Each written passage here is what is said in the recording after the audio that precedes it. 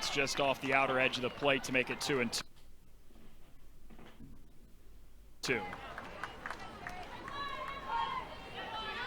That's the kind of pitch you're talking about there. When you're ahead 1-2, you can throw that pitch a little bit off the plate and see if somebody chases it. Yeah, and that's what you're wanting from that number 2 hitter. Where Texas A&M is so good is that they're so disciplined as an offense. Again, that comes from that veteran leadership, that junior, senior who's been through the lineup, knowing that the ball's off the plate, you don't have to swing at it, you don't even have to foul that ball off. Team leading 17th stolen base this season for Kennedy Powell, so she's immediately into scoring position with nobody out. 3-2. Outside, first 2 batters both reach. An infield single and a walk to start the day for the Aggies. Sierra Harrison, she's going to throw mid to upper 60s. She likes to work both sides of the plate. She throws this curveball and has a really lively flat fastball, but she really is the most effective when she can kind of work in that off-speed pitch that she has.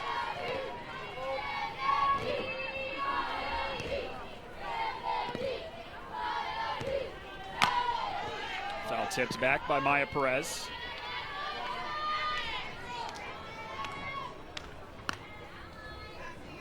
Sophomore who's taken such a huge leap from a season ago where she hit just over 200, only started 11 games for the Aggies as a freshman, but the sophomore season has been entirely different. She worked really hard in the offseason, was really great at just kind of getting rid of all the negativity and really focused on the positivity and focusing on being the best softball player she could be and proving that she was meant to be here. I mean, look at that jump, 230 points higher than what she was as a freshman last year, part of the everyday lineup, inching closer to 60 runs driven in on the season. Slashes that one foul, it's 1-2. Well, and in a lineup that's just full of juniors and seniors, as a sophomore to be that number 3 hitter for the Aggies. They're not a huge power hitting team. They can put the ball out of the park, but really they manufacture runs, as you've seen, you know, no outs, runners on first and second with, you know, a base hit and a walk, and really trying to get on in front of her to get that run in.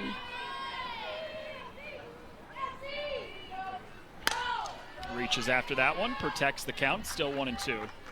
And she does have power, 12 home runs, leads the team, but as a whole, Texas A&M not necessarily known for hitting tons of home runs. Hit one yesterday in the first inning of game 1, didn't need to hit one the rest of the way to be able to win both games, the doubleheader. Right, and kind of like old school softball, right? You have a slapper at the start of your lineup, and then you're gonna kind of work around, and you're gonna steal some bases to be able to get those runs in. Sierra Harrison needed that one. Called strike 3 over the plate for the first out of the inning. It's a big-time pitch from Sierra Harrison. You know, getting this strikeout for the number 3 hitter, comes back just a little bit low maybe, which is why Perez didn't swing at that ball, but such a great pitch by Harrison to come back and get that strikeout. First pitch to the cleanup hitter, Mac Barbara, outside corner, 0-1. And the thing that Sierra's doing, at least early in this game through the first 3 batters, a lot of first pitch strikes, getting ahead of batters where it wasn't necessarily the case yesterday. She's thrown a lot of strikes. You know, even with the walk, she was ahead 0-2 in that count. She likes to work inside on most hitters, but in this top half of the first inning, she's really working this outside corner on the A&M hitters.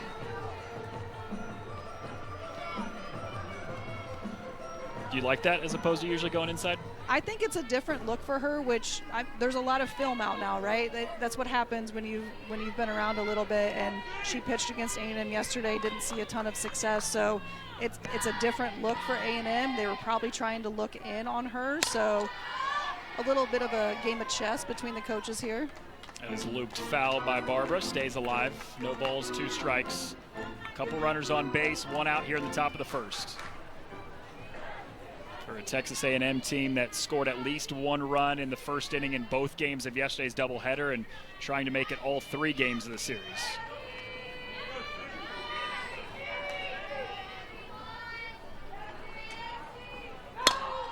Barbara pops it up in the infield. Cara Daly charges to make the grab, and there's 2 outs. Harrison doing a much better job at failure recovery. That's what Larissa Anderson talks about with her of, yes, the first 2 runners got on base in this inning, but you really have to be able to come back and just focus on the hitter at hand. And she's done a great job in this top half of the first inning to be able to do that. Infield single followed by walk the first 2 batters, but she responded with a strikeout and a pop-up. 2 outs, a chance to get out of this inning without allowing a run. Coco Woolley drills it up the middle. Daly off the glove of Harrison on to first.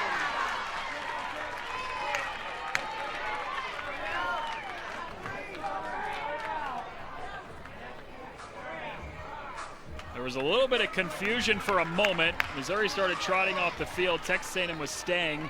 I think Coco Woolley thinks she was safe at first. And Tricia Ford wants to take a look at this.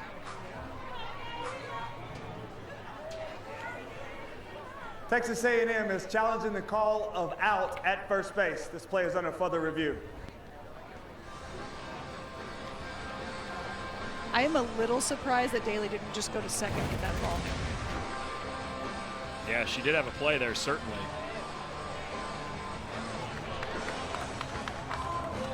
That is bang, bang. I think Woolley's foot might have got there before the ball. Yeah, I think that call's going to get overturned. Ball in the glove, foot on the bag, yeah. Man, that's close. Call in the field was out. That's always important to note. And if Woolley hits the front part of that bag, yeah, that's she is definitely safe, but she does go towards the middle of the bag, so it's going to be hard to see when her foot actually comes down. The ruling of the field has been changed. The runner at first will be safe. This will be men's first challenge. There you have it. Call overturned. Woolley gets her foot on the bag in time. Infield single to load the bases up for Texas A&M.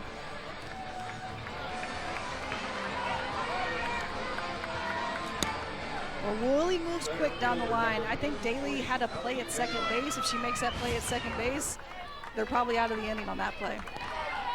Instead, what looked like the inning was over. Missouri was jogging off the field as turned into bases loaded. Inning continues after Coco Woolley's 6th hit of the series. Allie Enright, who provided one of the biggest swings of the day yesterday for Texas A&M in a 5-5 tie in the top of the 7th at Game 1. A 2-run double, which proved to be the game-winning hit in a 7-5 win. Enright skies it into right field. Abrascato over towards the line to make the catch, and that ends the inning. Bases left, stranded. We go to the bottom of the first in Como.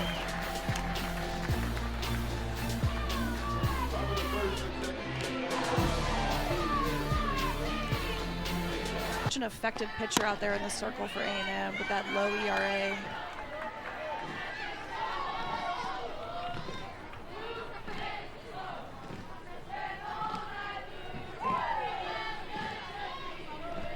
And she is so dangerous as a leadoff hitter. She can put down a bunt, she can hit gap to gap, and at any point can put the ball out of the ballpark. 12th home run of the season for Crenshaw. It's 1-0 Mizzou. If you're Levitt, if you're Texas A&M, what you can't do to a hitter like Crenshaw is leave the ball up, especially inside. She's going to be able to turn on that ball, and if that rise ball's coming in, it's real easy to get on top of it and hit a home run. Stefania Abrascato into the gap in left center, and it rolls to the wall. A stand-up double, and this first inning begins with a solo home run and a double through the first 2 batters. Abrascato doing the same thing that Crenshaw does, right? She's staying back on this rise ball up in the zone and is able to hit gap to gap to get this double. That ball's just way too much over the plate. She's trying to get ahead. Levitt's trying to get ahead of the hitter, but if Mizzou's going to be aggressive like that, you're going to have to move the ball off the plate a little bit more on that first pitch. She had a double last night in Game 2 of the doubleheader, a double to immediately begin the day here in the first for Stefania Abrascato. Brings up Madison Walker.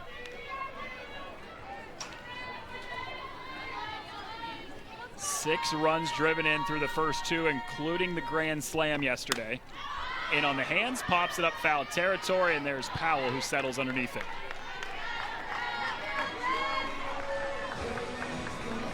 It's a great pitch by Levitt to be able to come back and get that out, kind of jam Walker there.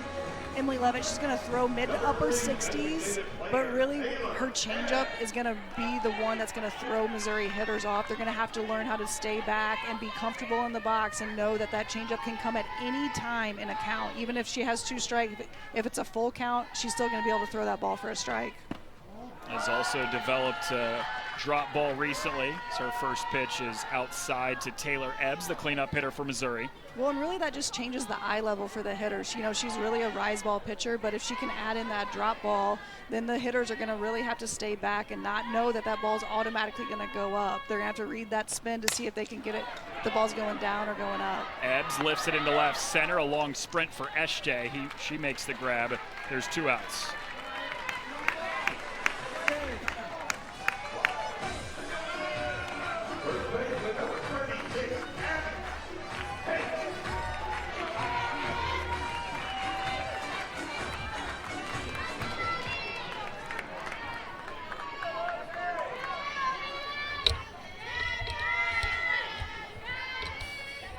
Two-hit game last night for Abby Hay. She's had a tough season, some injuries sprinkled in throughout the course of the season, just has not been able to find a rhythm, but a couple hits yesterday, including a double, drove in a run.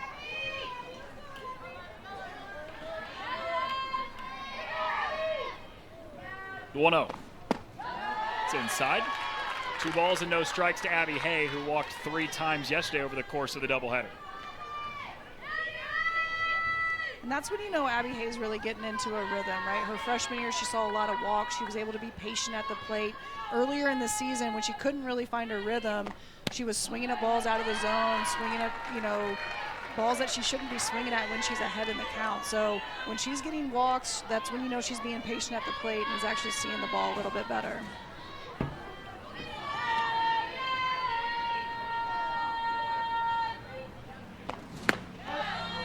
Strike the at-bat. Still 3-1. Abby Hay in the driver's seat of the at-bat with a runner in scoring position.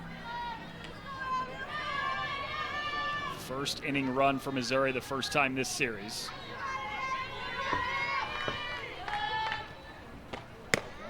Another walk for Abby Hay, 4th of the weekend.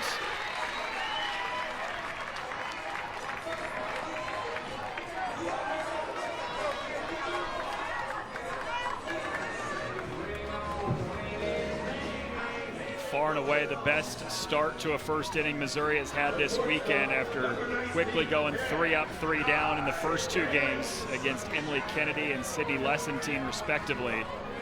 And able to get the bat on the ball of Emily Levitt. Solo home run, a double, and a walk so far in this first inning with Cara Daly at the plate.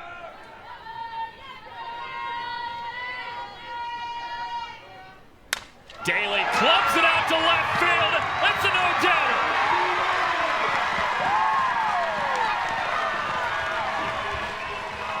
Daly being aggressive at the plate, knowing that Levitt needs to come back and get ahead of the hitters, and she takes this ball, drives it right to left center field for an absolute no-doubter. I'm not sure the outfielders even turned around to get that ball.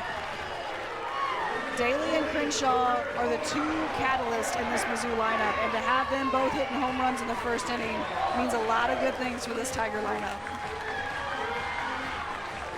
You could not draw up a better script for Missouri. Julia Crenshaw leads off the game with a home run.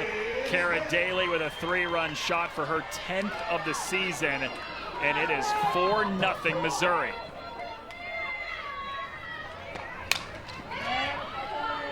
Sophie Smith, the second baseman, true freshman, fouls off the first pitch she sees.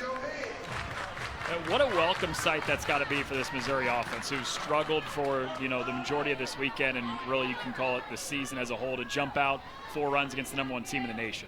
Well, and they've faced, the SEC is hard no matter who you're playing, right? But they have faced so many #1 teams coming into this stadium that you just can't let it get bigger than it is. Larissa Anderson talks to their team all the time, like, you're playing in the SEC. At any point, you could play in the #1 team in the nation. So just because you've had to face 3 different number ones. You just can't let that moment get bigger than it is. That has certainly been the case this season, as Smith did not go on the appeal down to first base. This is the 9th game against the team that had the number 1 sitting in front of their name this season. 3 games against Oklahoma, 3 games against Texas, now 3 games against Texas A&M, all number 1 at the time of the games. Called strike 3 outside corner. Emily Levitt ends the inning with a strikeout, but an inning that was all top 5 strength of schedule in the country, an RPI that sits 39. So they've got everything that says tournament resume, but the first line, a 22-26 record, you got to be 500 to get into a regional, and with only 8 regular season games left, or 7, I guess, regular season games left plus the tournament, you're in do or die situation now. You are in do or die territory here, and you have to win these games, right? There were a couple close games yesterday that they could have won. There have been some midweek games that they should have won. There's been other SEC games that they should have won, and so now it's do or die territory.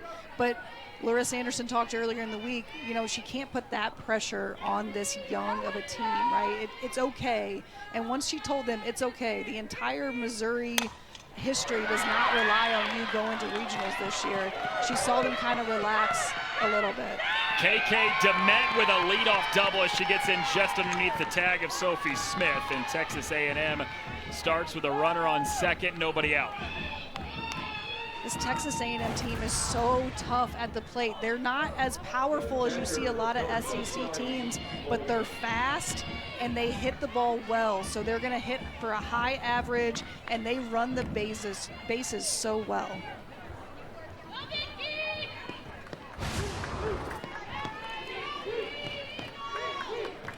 He's the lone freshman in the lineup.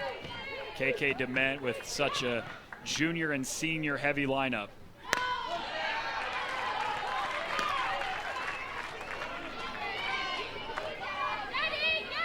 The everyday lineup, that is. Dee Baldwin, the starting catcher today, who's at the plate now, also a freshman. But they rotate the 3 catchers pretty evenly. It's 1-1 as that one just misses the outside corner from Sierra Harrison. Well, it's got to be great to throw in some freshmen every once in a while to this junior, senior heavy lineup to be able to teach them. That's how they're going to get experience, right? If you can throw your catchers in it every once in a while against a good SEC team, any SEC team, really. She pops it up in the infield. Abby Hay calls off everybody for the first out. The left fielder, number 91, Kramer Echte.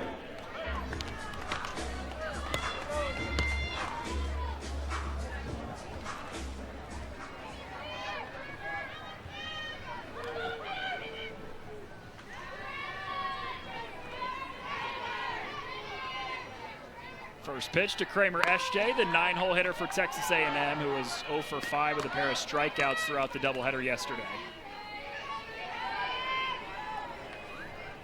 Second team All-SEC pick a season ago, led the team in conference play with a batting average of .311. Comes here from Louisiana, where she spent 2 years there, went to a regional her freshman season, then went to a super regional as a sophomore. Now in the second year with this Texas A&M program.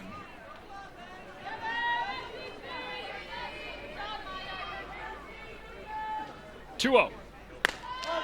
Right down the heart, 2-1.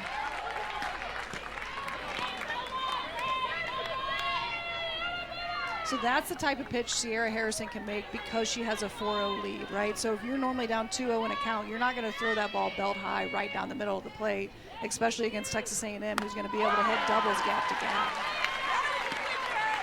She's worked her way back in this at-bat after falling behind 2-0, fires back with back-to-back strikes, and it's 2-2.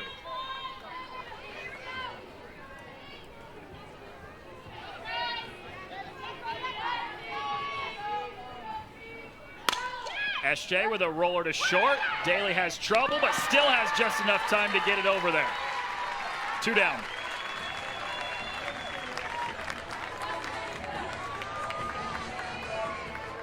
Monday night, the next SEC Inside grants you an all-access pass to this Missouri softball team at 9 Eastern, 8 Central. You'll get never-before-seen footage and sounds from the players and coaches, a real behind-the-scenes look. Former Missouri player yourself in this program, I can bet you're going to be locked into that, right? Of course. Why wouldn't I be?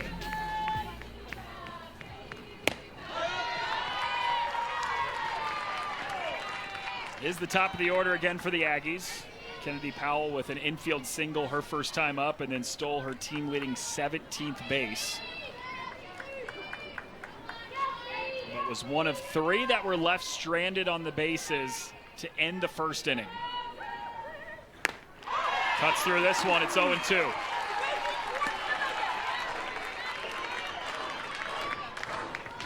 Sierra Harrison threw 68 pitches to get through an inning and 2/3 yesterday. She's only at 30 and has a chance to get out of the second inning, something she did not do yesterday in game 1.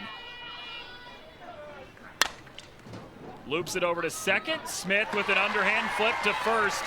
Ends the inning. Heading to the bottom of the second, all Tigers early.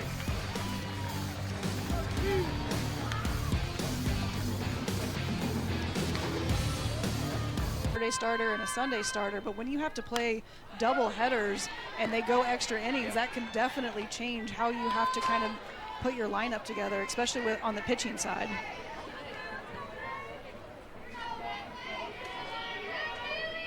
So much so that game 3 of the series would normally have been a start for Emily Kennedy as Kaylee Langer tries to lay down a bunt and it's foul.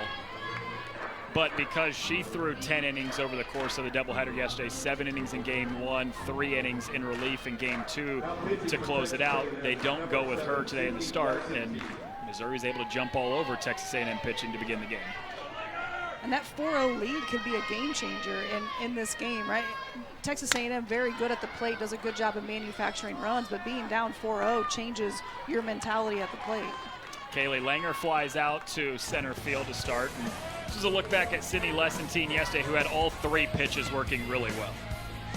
Such a great job in the circle by Lessentine, does a great job with her drop ball as a strikeout pitch and gets Missouri to chase that ball out of the zone. Had so much swing and miss stuff yesterday with both the rise ball and the drop ball. Got some help from her defense as well to preserve what at the time was a shutout through the first 4 innings. Well, not only just the swing and misses, but really not a lot of hard contact by Mizzou. Really able to kind of get them off balance in the box.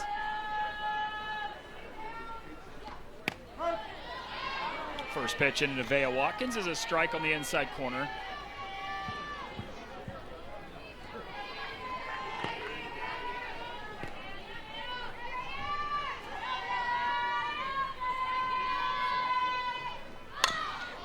Squares to bunt, lays it down. Baldwin the throw down to first. It's not in time. Watkins beats out the throw, and there's a runner on first with just 1 out. Watkins is really quick down the base path here. Does a great bunt, makes the catcher get up out and try and make this play. Kind of pulls the first baseman off of first base so that Watkins can be safe there. Speed of Watkins wins out. It's been a fun story for Missouri, who didn't play really much at all the first couple months of the season, had played just 5 games total, hadn't started a game until the midweek last week, where she started against Southern Illinois and has been in the lineup just about every game since then. That can happen. Missouri had a few injuries, right? So sometimes you just need an opportunity to get in the lineup and see what you can do. She made a couple really great defensive plays, is able to get on base, hasn't had a ton of power hits, but is able to kind of get on base and manufacture some runs for Mizzou. She gets on base here for the best Missouri bat at the top of the order with Julia Crenshaw, who had a solo home run to lead off the day for this Missouri offense.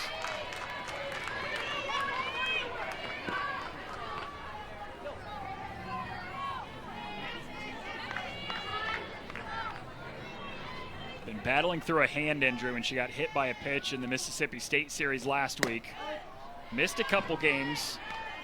Came back as a pinch runner in the midweek game, and she was listed as day-to-day. Didn't sound like she was probably going to go this weekend, but she has in all 3 games of the series so far. You see there, she's heavily taped on that right hand, so trying to keep it in place. And takes a strike outside corner, a pitch that she did not agree with.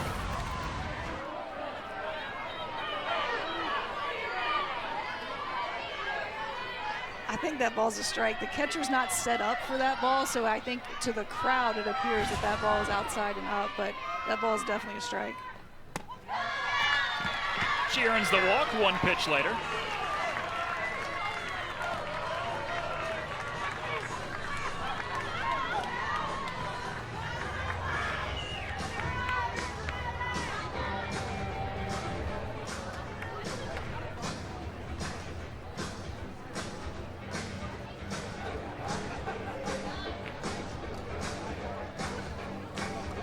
Trisha Ford out to have a word with the home plate umpire about something there.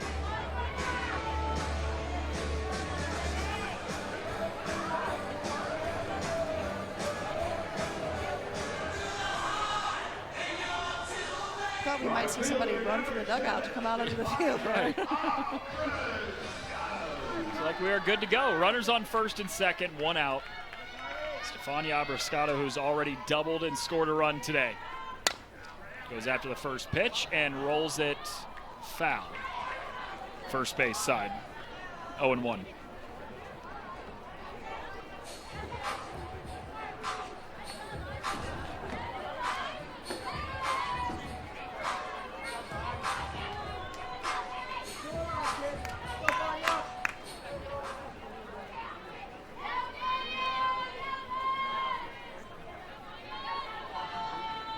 The 0-1. It's in there. 0-2 quickly to Abriscato.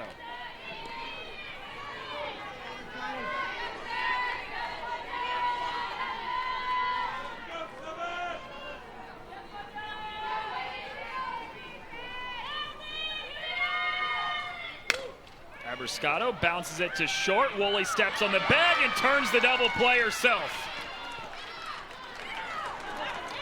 Who was ranked 6th in the country just last weekend. Weekend before that, they won both games against Georgia. It was only 2 games because one of them got rained out. But taking care of business, 8 consecutive SEC wins, longest streak in program history, entering today with 14 straight wins in total. Well, an 8 straight SEC wins is tough. I mean, that's a lot of sweeps. It doesn't matter what SEC team you're playing. 8 straight SEC wins is hard.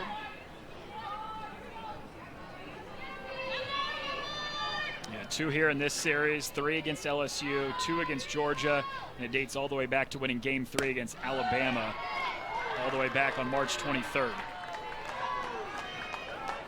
When you're closing in on a month straight of not losing a game in the SEC, that's special. That is real special. That means, again, that #1 ranking, it's tough, and sometimes you can get in your head about that as a player or as a team, but they've just creeped their way up slowly to be that #1 team in the nation. Began the year preseason as #7 in the nation. By week 1, they were up to 6th, and they have never been lower than 6th in any poll since then. Jumped into the top 3 last week for the first time in 17 years. This week, #1 for the first time in program history. As Amari Harper slashes that one foul, stays alive at 2-2. Well, and I hate to say it's a quiet #1, but you've heard a lot this season about Oklahoma. You've heard a lot about Texas. You've heard about all these other teams, and you haven't really talked a lot about A&M. And so they kind of were a very quiet #1 seed when it came out this week. Don't you kind of want that, though, as the #1 team? Nobody really talking about you. You're flying under the radar. Yeah, absolutely. You want to kind of be the underdog there. Harrison did not get the call in the outside corner. It's 3-2. Julia Crenshaw quickly jumped out of her crouch. You see Crenshaw at the end of that say, "That's on me." That ball's outside. Yeah. So she's gonna, if she is going to get that call, she's going to have to be able to kind of time that and turn her glove to be able to make that look more like a strike. Harper battles off another 2-strike pitch. And Trisha Ford, back to that point, didn't necessarily say, like, well, we want to go under the radar, but she said, we're not playing for #1 in April. We don't really care. Like, yeah, that's great for our program, but we're really focused on what May and hopefully June is going to look like for this program. Well, and no one knows who the #1 team in April was, right? So Right. at the end of the year, it doesn't really matter where you were in April. It doesn't matter where you were in March. It matters where you finish, and it matters at the end of the season. Mari Harper hit by the pitch here, so leadoff batter is on base.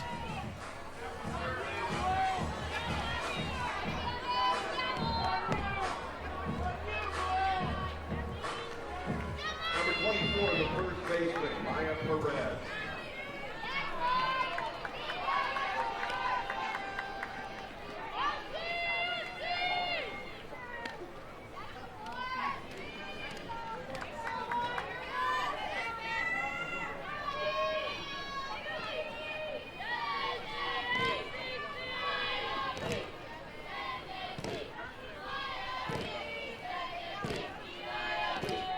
First pitch to Maya Perez. She goes after it and launches it down the left field line, but foul.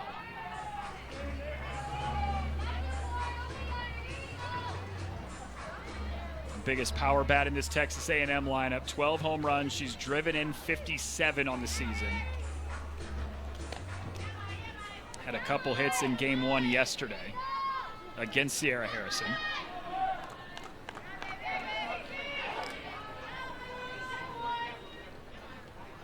Yo, 1. Got her again. Second straight batter Harrison has hit with a pitch to begin the 3rd inning. Well, A&M's not going away. I know Mizzou right now has a 4-0 lead.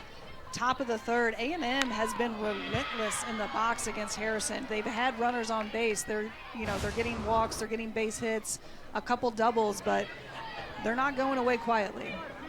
And that's how their lineup has been built. We've talked about it a couple times over the course of this weekend, but there's not necessarily one bat in the middle of the lineup that you circle and you say, like, that's the bat for them. But instead, it's 1 through 9 where there just is no breaks. There's no breaks for your pitchers. So Harrison really, she's got to focus each pitch, right? So it's not just, she doesn't get a break in this lineup. She's going to have to go at them the entire time. Barbara fouls it down the right field line.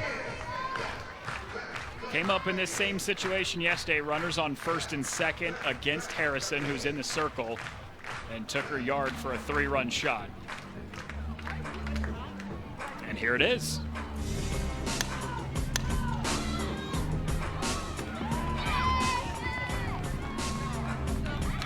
Well, that's the danger right now with Harrison, right? She has a 4-0 lead, and I said she can be a little bit looser out there when you have this 4-0 lead, but now ball out of the park, but you only up 1. So it's got to be a little bit still. You still have to attack the hitter, but you can't give that ball over the plate too much. Has lost the command just a little bit in this 3rd inning, opening with 2 straight hit batters.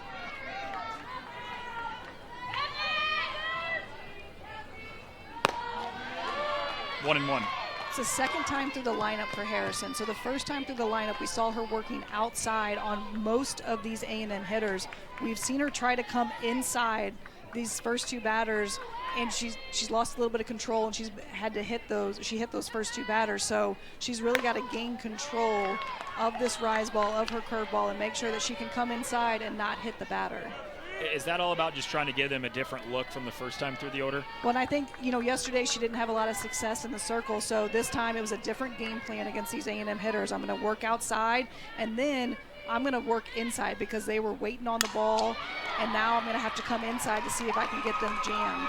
Barbara rips it into right field. She gives Texas A&M its first run of the day as Harper comes in to score.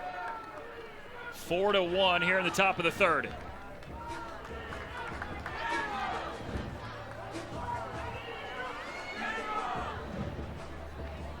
You see Harrison working inside. Barbara able to turn on this pitch. She's off the plate, so she knows that this ball's coming inside and is able to turn on that ball and rip it down the right field line.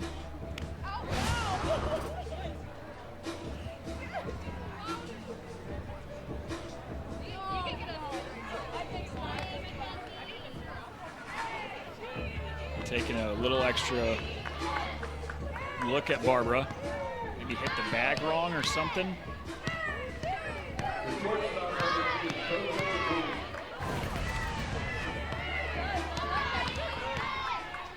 yeah. Oh, yeah, definitely there. Just trying to hit the inside part of that bag, and that foot just kind of slips out from underneath there. Slipped and turned the ankle a little bit. Coco Woolley lays down a bunt. It's fair. The throw to third. Daly was not on the bag. So runners are safe everywhere.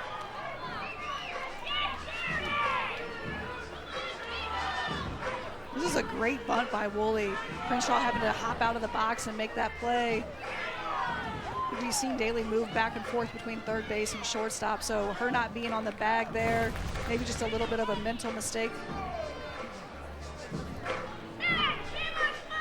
I know that that's not typically the common play to go to third there, but I think that was probably the only play Crenshaw had. With Woolley, the speed she had, I don't think there was a play at first. Third was the only way you could go. No, and I don't think there was anyone covering first base. I think Crenshaw, the ball was up the line too, so if she was going to throw the ball to first base, she was probably going to hit Woolley while she was running to first base. So her only play was to go to third. Scott Lovell is the pinch runner at second base now for Texas A&M. Bases full, nobody out. Aggies have already scored a run.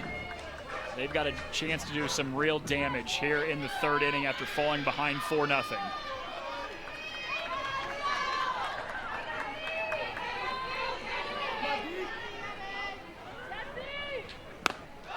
Allie Enright cuts right through the first pitch.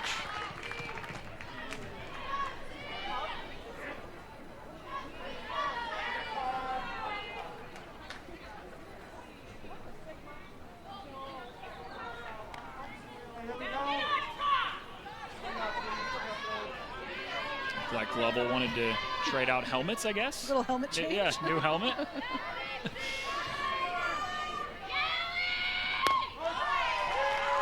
It's like changing your shoes at halftime of a basketball game. Right, you know, I'm at second base. I need a new look.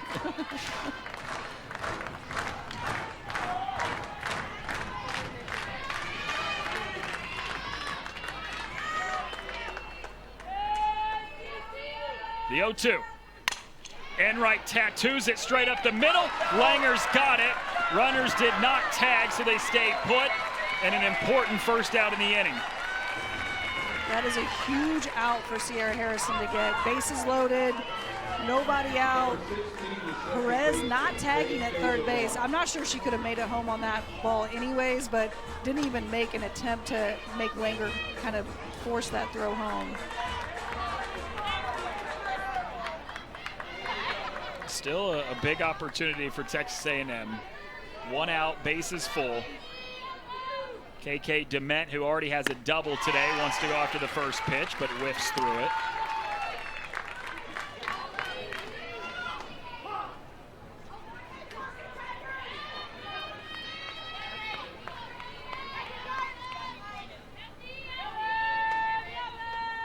Comes the 0-1.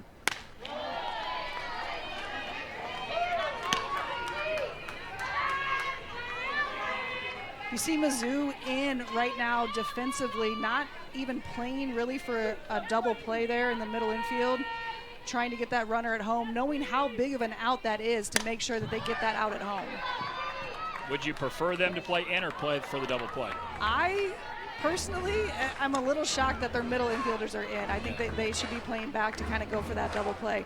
A&M is quick on the base paths though, so they could be knowing that they have a slower runner on third base, so they have a better shot at getting that play at home.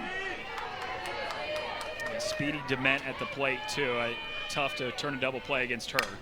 Right back to the pitcher. Harrison goes home. That is the only play. Missouri will take it. They get the lead runner and they get the second out. Harrison gets this hard ball right back at her, makes a great play to get the lead runner, make sure that runner doesn't score at home. There's no other play there that Harrison could go or that Crenshaw could go to try and get a double play there. Worked kind of to perfection for them, exactly what they wanted. Infield comes in, a ball back to the pitcher. Had a lot of time to make the play at home. Number 35, Kylie Griffin.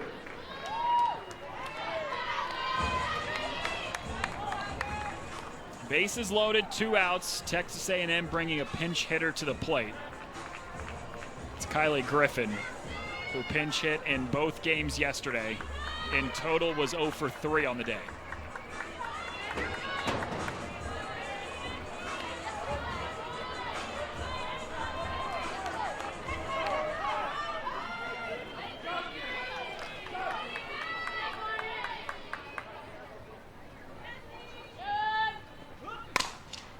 Right back to Harrison again, underhand flip to first, and for the second time in the first 3 innings, the bases are left stranded.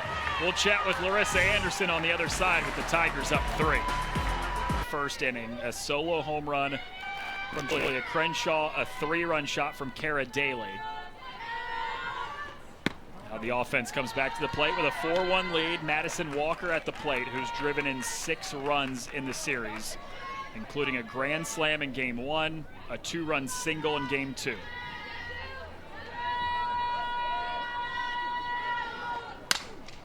Lifts that high in the air to right field. Harper back and Drive this a little bit slower, a little bit off-speed pitch to the right field wall out of the park.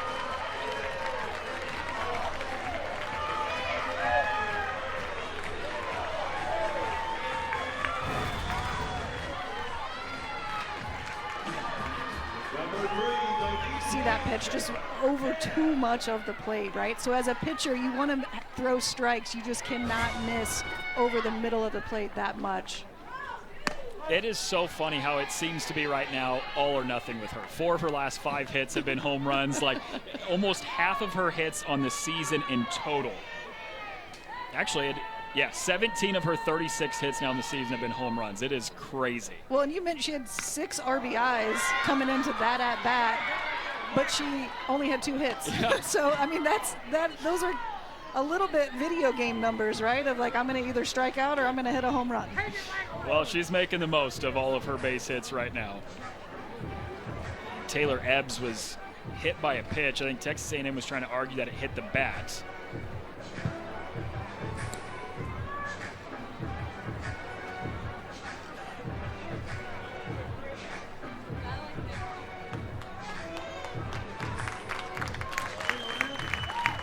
Looking down at that left hand as she trots off the field.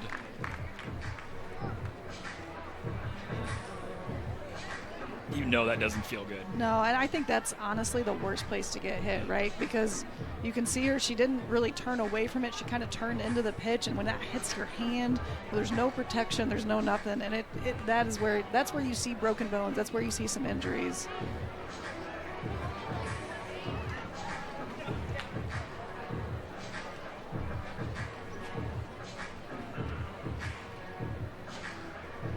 Three umpires getting together here to discuss what was called a hit by pitch.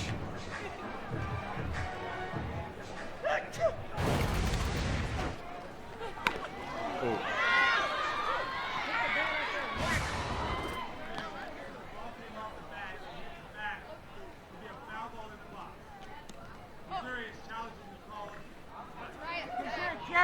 All right, so his mic was not on, but well, let's see if we're going to get a redo.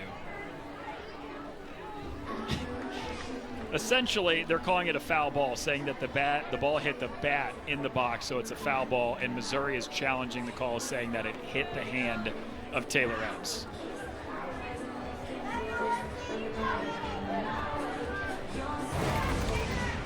Either Ebbs is a really good actress or this ball hits her hand. I mean, it's hand. Absolute hand.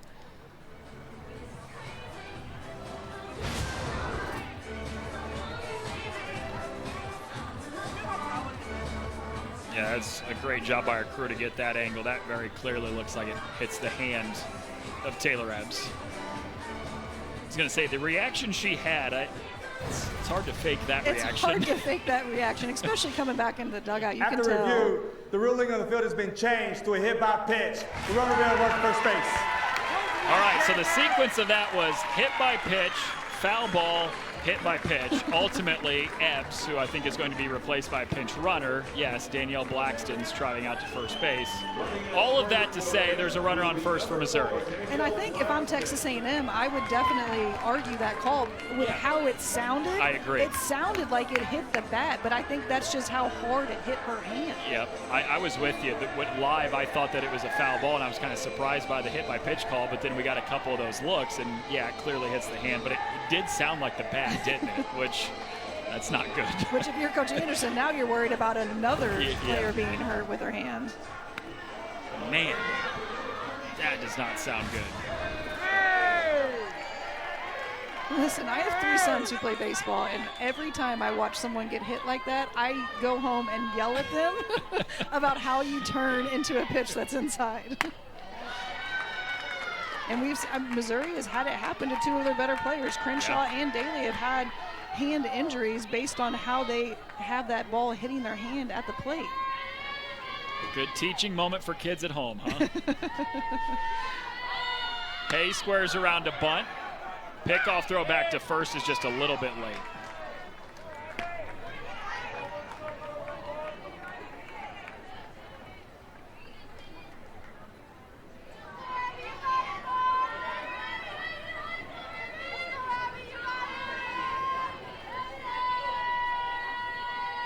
The 1-1. Hay again bunts, gets it down. Lesson team's only play is on to first. Abby Hay does her job. Blackston advances to scoring position. Abby Hay, not normally a hitter you're going to bunt with, right? You're not normally going to have a sacrifice bunt with Abby Hay. She has a lot of power at the plate. I think this shows the amount of respect Coach Anderson has for Texas A&M's offense, trying to even though you're up by 3 runs, you're just trying to get another run across to keep up in the game. Cara Daly at the plate, who has homered in her only other at-bat today, a 3-run shot back in the first inning.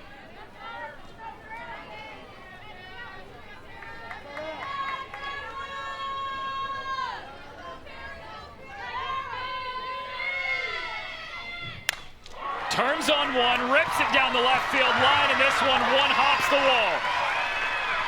Blackston's in to score. Daly's underneath the tag. It's her second extra base hit of the day, and Missouri is all over number 1.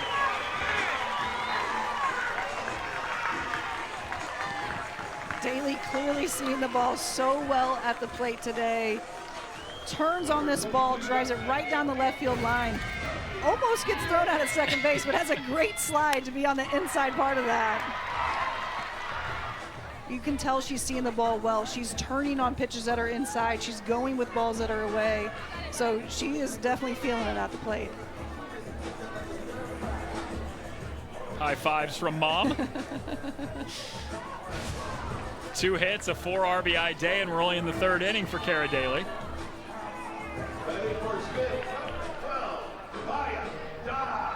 Maya Dodge is the pinch hitter for Sophie Smith.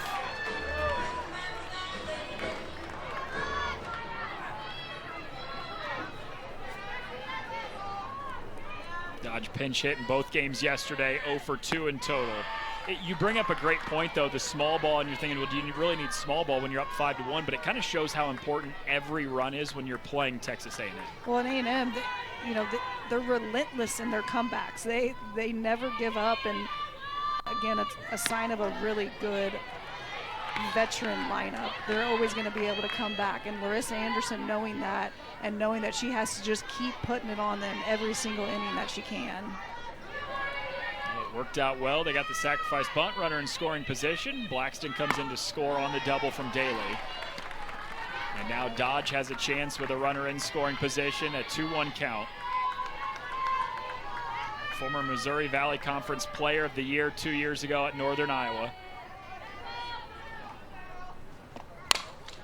Slow roller to third. Powell on to first, 2 outs.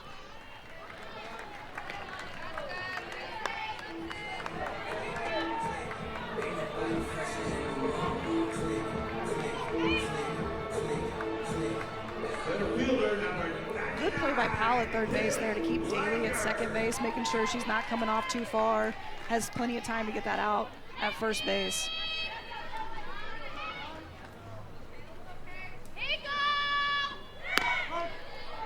Kaylee Langer takes a first pitch strike. Flew out to center field her first time up, but the offense has come on so strong after a really rough start to the season for Mizzou's center fielder. Fouls it back, 0-2. She struggled a lot early in the season offensively. Coach Anderson kept her in the lineup because she's such a good defensive outfielder that Mizzou's outfield is at its best when Kaylee Langer's out there playing center field. So her offense coming on as of late has been an added bonus here for the lineup. began the year 0 for her first 15. If you take those 15 at-bats away, which I know you can't, but if you do, she's hitting over 300 since then. I mean, so obviously the offense has turned a corner. It's absolutely turned a corner. And, like, she was trying so hard to get out of that slump, right? She was bunting. She was trying to take walks, trying to get hit by pitches, just trying anything she could do to get on base. Sees one out of the zone. It's 1-2.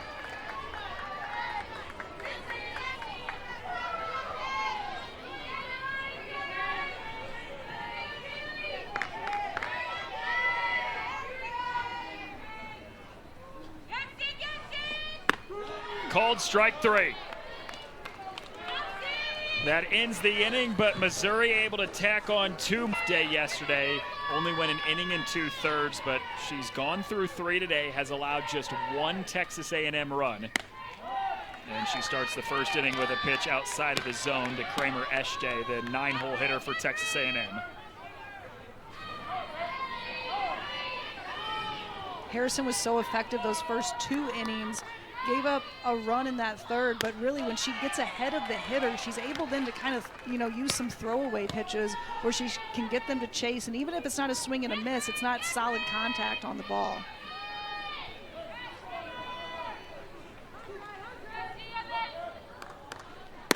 SJ squares to bunt, pulls it back, but it's still a strike, and it's 1-2.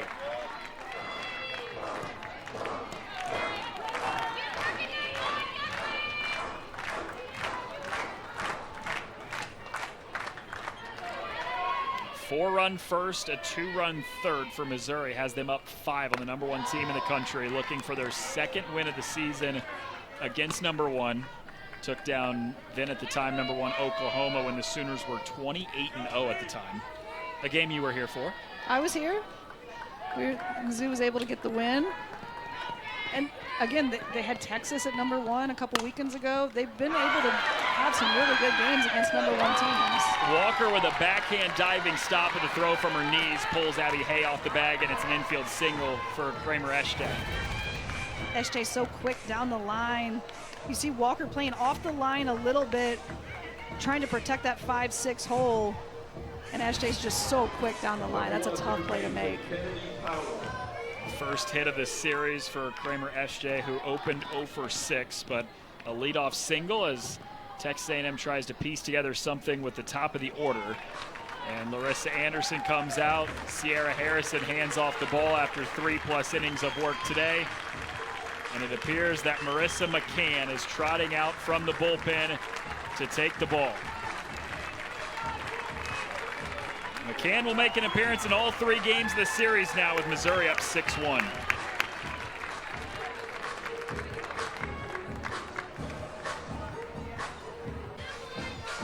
Marissa McCann makes her 3rd appearance all 3 games this series against Texas A&M. The sophomore from Arizona making her 29th appearance of the season with a 4.12 ERA. Pitched really well yesterday in both appearances against the Aggies as she comes in to end the day for Sierra Harrison, who went 3+ innings of work today, giving up just 1 run and 5 hits after she struggled, did not get through 2 innings yesterday. But a much different outing today for Sierra Harrison. It's a much different line, right? So, yesterday giving up 3 runs, not getting through 2 innings. Today she scattered 5 hits and had some walks, hit by pitches, but was able to kind of really buckle down when it mattered the most.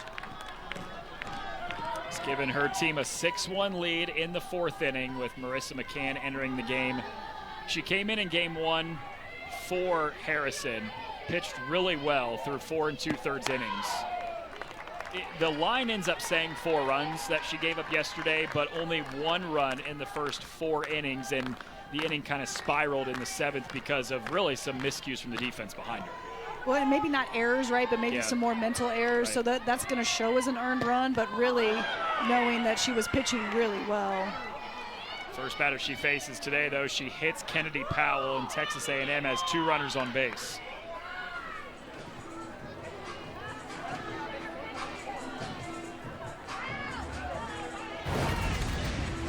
Powell's a slapper, right? So she's moving into the pitch. It's really hard to get out of the way of any pitch when you're a slapper.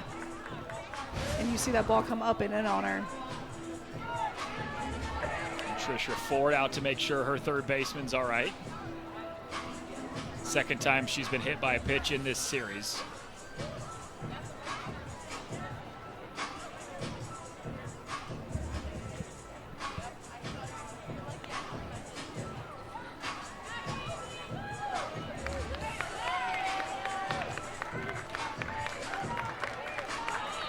Powell seems good to go. Opportunity for Texas A&M to get a couple runs back. 2 on, nobody out. They just gave up 2 runs in the bottom of the third to allow Mizzou to stretch this lead to 5.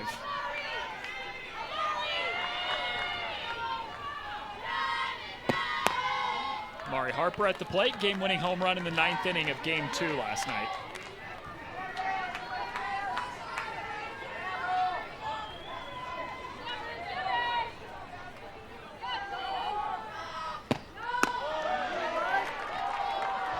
Speed just misses.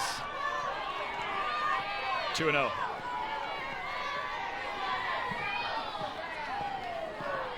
McCann's struggling to find the zone right now, so you see her trying to work in that changeup to be able to throw that changeup for a strike, and just missed on that last pitch. I mentioned this was her 3rd appearance of the weekend. Last night in Game 2, she threw just 2/3 of an inning because Taylor Pinnell, typical starter or typical closer, earned the starting role yesterday, went 8 1/3 innings, was so good, but after she gave up that home run to Harper, ended her day. McCann came in to get the last 2 outs. Offense could not score to extend the game after the 9th. Well, I talked about it earlier, but playing that doubleheader, so McCann has the ability to throw all 3 games of a series, right? Or at least have an appearance of all 3 games, but it's different when you have to squeeze in those 2 games in one day and then come back the next day to throw again. Blows this one by Harper, 3-2.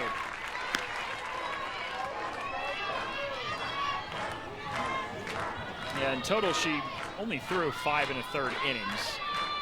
So still has plenty to go today, you would think. 3-2. Harper fouls off another. But normally, even if she throws 5 or 6 innings on a Friday, she's probably going to sit on a Saturday and have that entire rest and then be able to come back on a Sunday to throw. So a little bit different mentality, but you know, softball's changed so much now where pitchers didn't used to really get a rest, a day rest. So just a little bit of a change for her. Harper bounces to second. Smith's only play is on to first. Both runners advance for the Aggies into scoring position. McCann can kind of breathe a sigh of relief. She finally got the first one right, so they had 2 runners on with no outs. So getting that first out is a big one.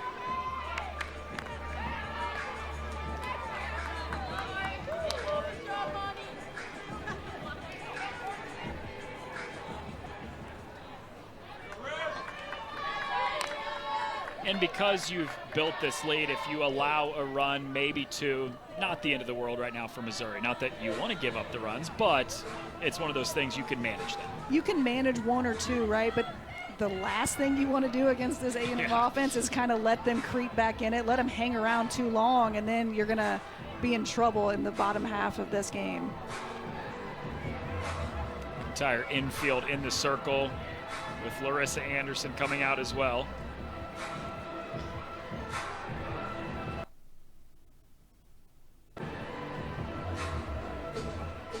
Well, and if I'm Larissa Anderson right now, I'm saying I'm going to take an out for a run, right? So I will absolutely, I'm going to play back. I'm going to take an out because that run, right now you're still up 6-2. Your offense is seeing the ball really well, so you got a lot of confidence in them. So I would give up an out for a run at this point. What you're saying is don't do anything different with the infield. They don't need to play in. They can play normal depth, trade the out for the run. Absolutely.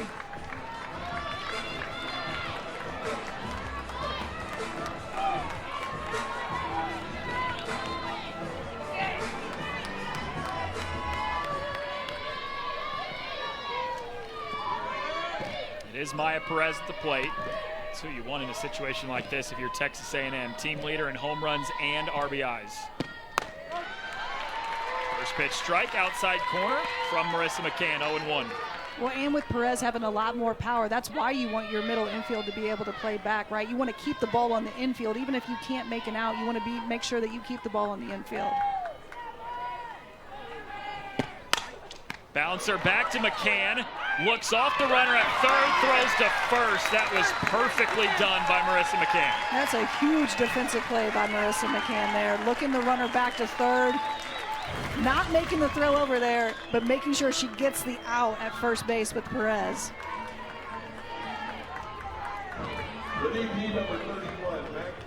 That's picture-perfect defense right there for your pitcher. They don't even have to trade the run for the out. There you go. Just take the second out. Still a dangerous bat, though, with the cleanup hitter and Mac Barbara.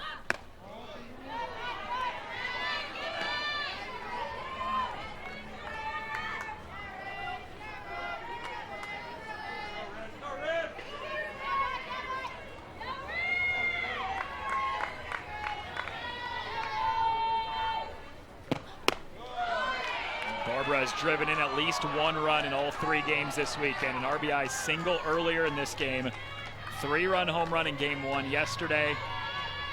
RBI single in game 2 of the doubleheader. Trying to provide some more scoring for the Aggies, down 5 runs. Off speed, skies it into left field. Watkins has plenty of time to make the play. Missouri able to strand 2 runners in scoring position here in the 4th as we head to the bottom. A little bit more confidence going out there. It's the 3rd pitcher we've seen today for Texas A&M. This is Kate Munnerlin, who makes her first appearance of the series, the freshman from California.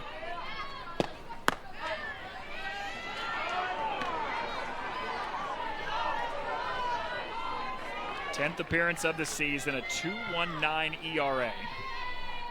Nearly a strikeout per inning thrown so far this season. That one's up in the zone a bit. It's 2-1. She's a lot different. She's very different as a pitcher out there in the circle than what Missouri has seen from the other 2 pitchers for A&M. So trying to switch it up and kind of throw Missouri off in the box, keep them off balance. She blows that one right by Nevaeh Watkins, the 9-hole hitter for Missouri. Counts 2-2. A bunt single her first time up for Watkins, doing her job to turn it over to the top of the lineup. Got a piece of it, slow roller, third base side. It's another infield single for Nevaeh Watkins. It's what we call a swinging bunt, which is virtually impossible to defend. No matter where you are on your corners, if they're coming in or not, it's such a hard ball to defend. Watkins moves well down the line too, so not a lot of room to make that play. First multi-hit game of the career of Nevaeh Watkins, the freshman, who Larissa Anderson told us earlier this week was very much the plan to be the starting right fielder, but suffered an injury to her hand in the fall, and by the time she was able to come back, they'd kind of gotten their outfield situated the way they wanted to, but gave her an opportunity about a week and a half ago in the midweek game and has been a part of the lineup since. When you think about that as a freshman, how hard that is mentally to be able to come back from an injury like that. Crenshaw lays down a bunt and it goes for a hit. 2 base hits in this inning for balls that have traveled a combined, what, 30 feet? Maybe. I think this is what's so impressive about Julia Crenshaw as a hitter.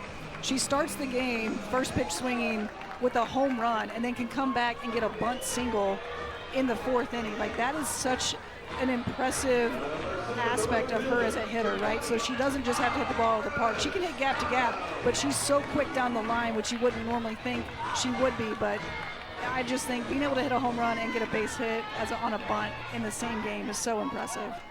You mentioned that during her first at-bat of the game, the ability to do whatever you need her to do in the leadoff spot is great to have from your number 1 hitter. When I think people see her as a catcher, when she started here at Mizzou, her freshman year, she was an outfielder, right? And then she moves into the infield, and then she moves behind the plate. So you talk about her being a catcher, and people thinking catchers don't move well, but she came to Mizzou as an outfielder. This is Stefania Abriscato, who might have the same path. She's a current outfielder, but after Crenshaw graduates, wouldn't be surprised to see her as the catcher. When Crenshaw doesn't catch, it's typically Abriscato.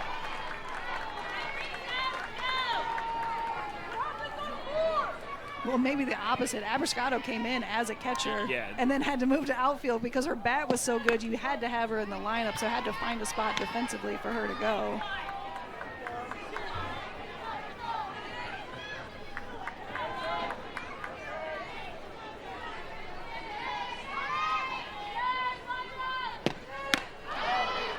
Way out in front of the off speed this time from Abriscato. It's 3-2.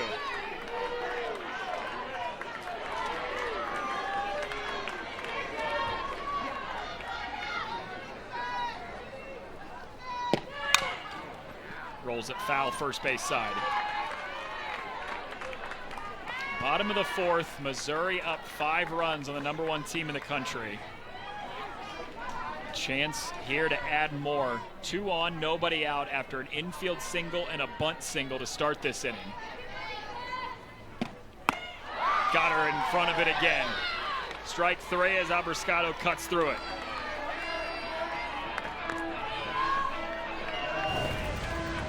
It's a great pitch. 2 off-speed pitches in a row really throws Abriscato off. So as a hitter, she's got to stay back. She has such quick hands that she has to trust her hands and be able to stay back on these multiple off-speed pitches in a row.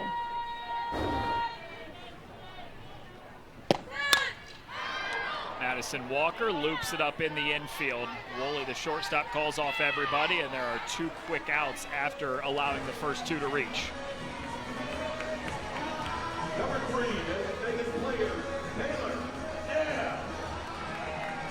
Well, the last time Taylor Ebbs was up, she got hit by a pitch in her hand.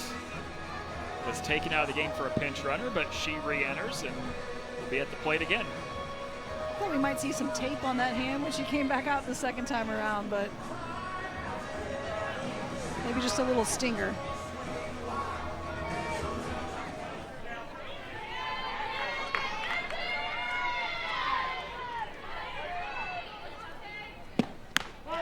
First pitch strike on the outer half to Ebbs. Kentucky transfer, spent 3 years with the Wildcats, so very familiar with the SEC before coming here to Como. Turns on one and ropes it foul. 0-2. Kate Munnerlyn has a chance to get out of this inning without giving up anything after giving up the first 2 base runners of the inning on a swinging bunt and an actual bunt.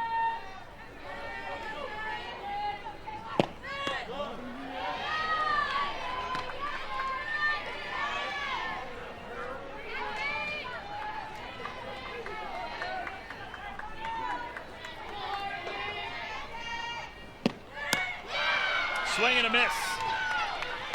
2 strikeouts in the inning for Kate Munnerlyn. It's 6-1 Missouri. We'll check in with Trisha Ford after the in extras in the 9th inning with an Amari Harper solo home run to take the first 2 games of this series. First pitch swinging, that's Coco Woolley right to Abby Hay, who had her foot planted on the first base bag. It's a great play by Abby Hay, right? Well, not only her foot's on the bag, so she knows she's just got to knock it down. Woolley gets down the line really quick as a slapper, so she knows she's got to make this play. Just knock it down, make that play at first base, get the first out of the inning. Keep the speedy Coco Woolley off the bases as well. She had 3 stolen bases over the course of the doubleheader yesterday.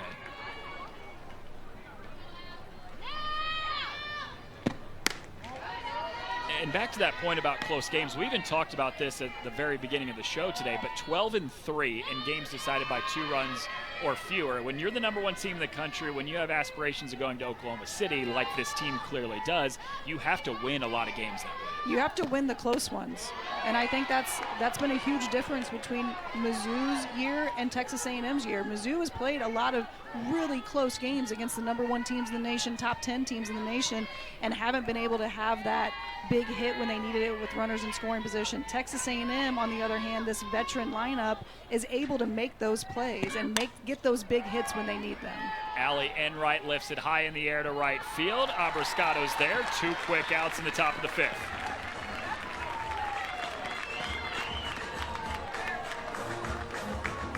Second baseman number 16, KK DeVantis.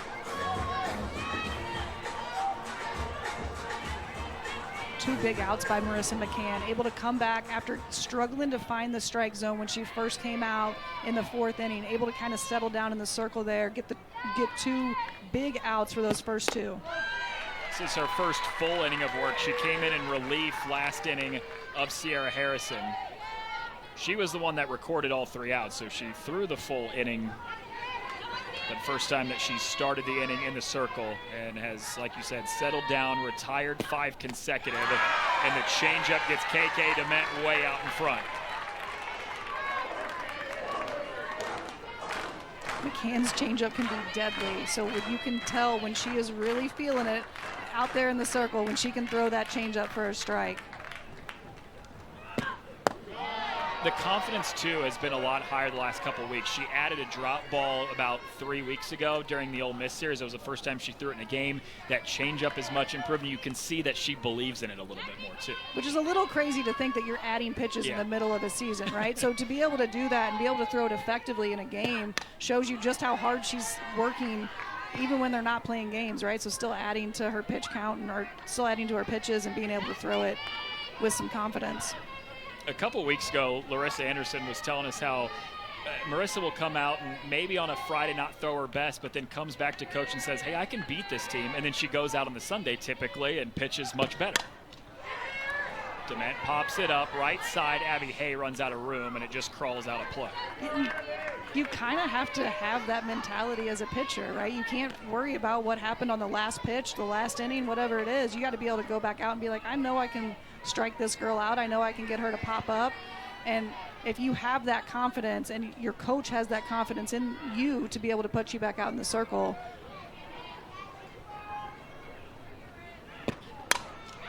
Dement turns on it into left field. Watkins can't quite make the diving play, and it rolls into center field. KK Dement strolls into second base. So close to being a 1-2-3 inning, but Nevaeh Watkins laying out for it, and it clips off her glove.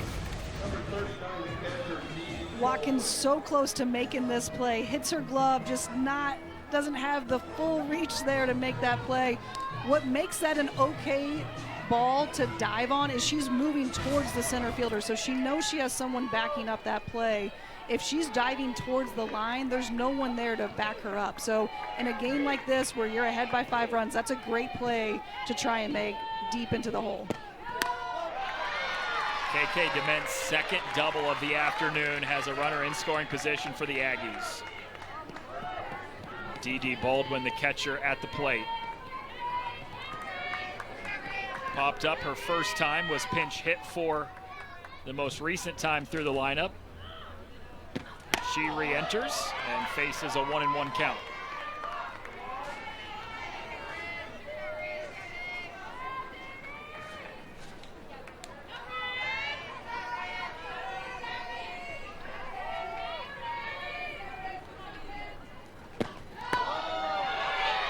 Just 16 at-bats total this season for D.D. Baldwin, the starting catcher. It's something that this Texas A&M team does. They pretty routinely use 2, if not 3 catchers over the course of a weekend. We've seen a different starting catcher in each of the 3 games this weekend.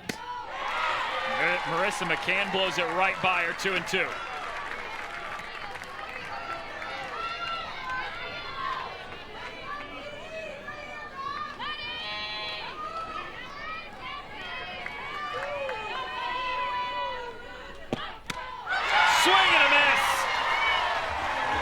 Marissa McCann ends the 5th with a strikeout. We go bottom 5 with the Tigers up 5. Series against the #1 team in the country. So at the end of the day today, Missouri will have played 18 conference games, 9 of them half for Larissa Anderson's team against the team that was ranked #1 in the country at the time.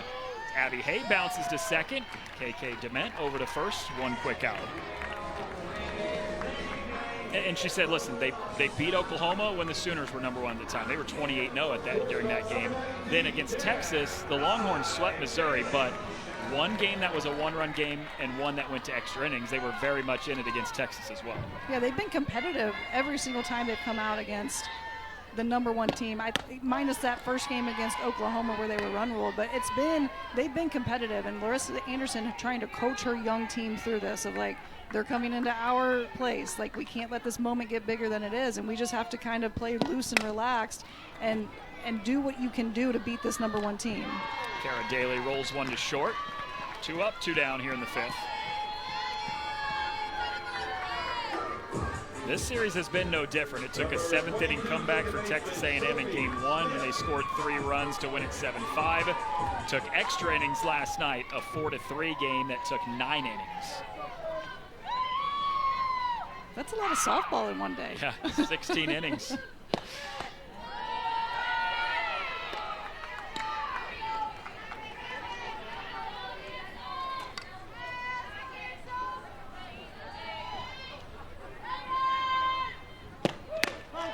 Sophie Smith struck out in her only at-bat of the day. She faces a 1-1 count here against Munnerlyn.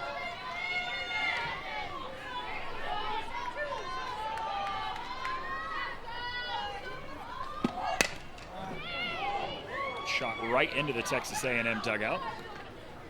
Or close to it, I guess. Maybe it didn't go in. Making sure everybody's awake over there. Yeah, right.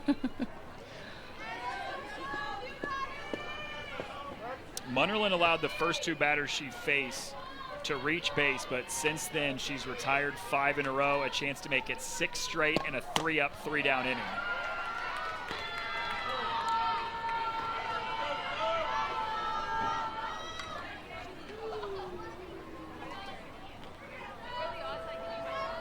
Two-two.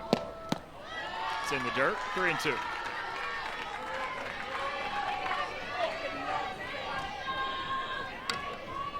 Sophie Smith trying to snap a stretch of 7 straight games without a hit. 0 for her last 15 at the plate. She earns the walk.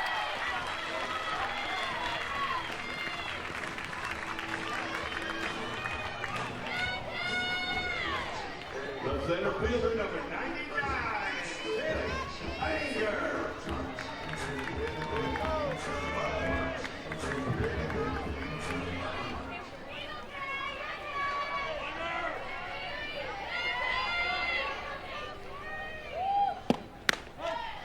First pitch strike, inside corner to Kaylee Langer, is 0 for 2 with a strikeout this afternoon.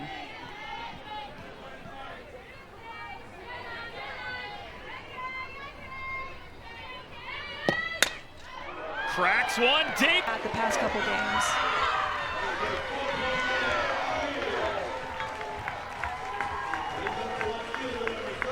Fourth home run of the season for Kaylee Langer. 3 of them have come in the last week. Hit one last week in the Mississippi State Series. Hit one in the midweek against SIUE.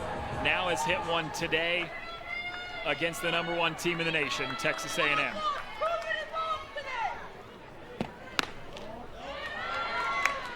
And last time she was at the plate, we had mentioned starting the season 0 for 15. It was the rough start. Since then, 20 for her last 63, hitting above 300 and gotten back to the point where she wants to be offensively. And she's so dangerous defensively, right? You have to have her in the lineup. So if she can add that offense to it, it's just such a positive thing for this Mizzou lineup. Larissa Anderson said it took her out of the lineup for a few games, got to the point where I realized her glove was too valuable in center field, and said even if she wasn't going to produce at the plate, it was just too much that we were missing in center field and not have her in the game. Well, and center field is one of the defensive positions where you would give up a little bit of offense. Yeah. Generally, center field, shortstop, and catcher, you would give up a little bit of offense to make sure that they kind of keep everything going on the defensive end. 4-pitch walk to Watkins, slips the lineup back to the top with Julia Crenshaw. And she said Kaylee Langer now doesn't take anything for granted. She sat on the bench for a few games. She said, I know she didn't like the dugout. I know she was frustrated. Put her back in the lineup. It gave her a new sense of life, and she's taken off because of it.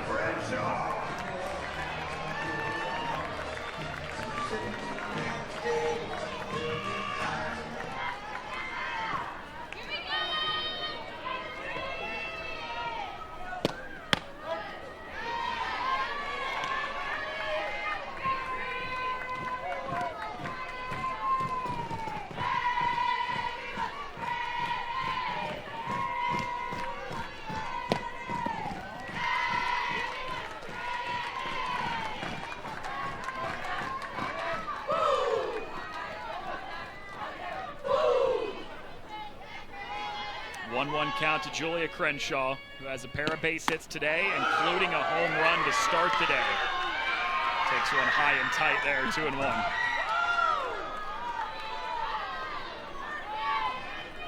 Well, this bottom half of the Mizzou lineup really came through in this inning. You want to get to this point where you have Crenshaw up to bat with runners on. Loops it into right field. That's trouble, and it drops.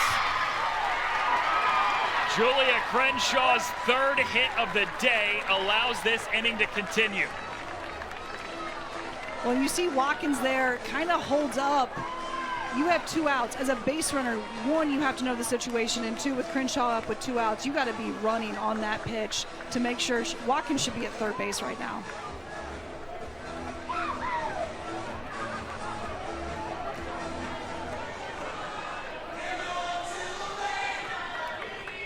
The game-winning run is in scoring position for Missouri.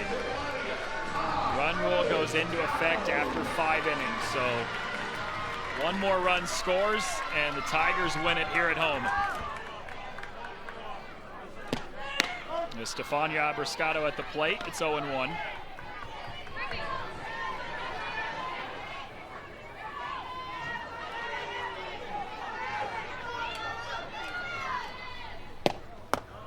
Chases that one below the knees.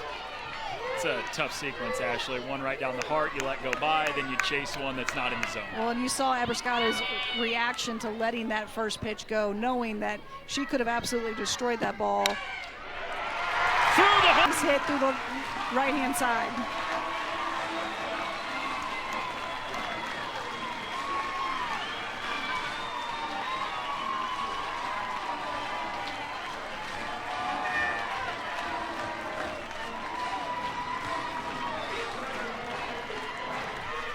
All smiles for the Missouri Tigers with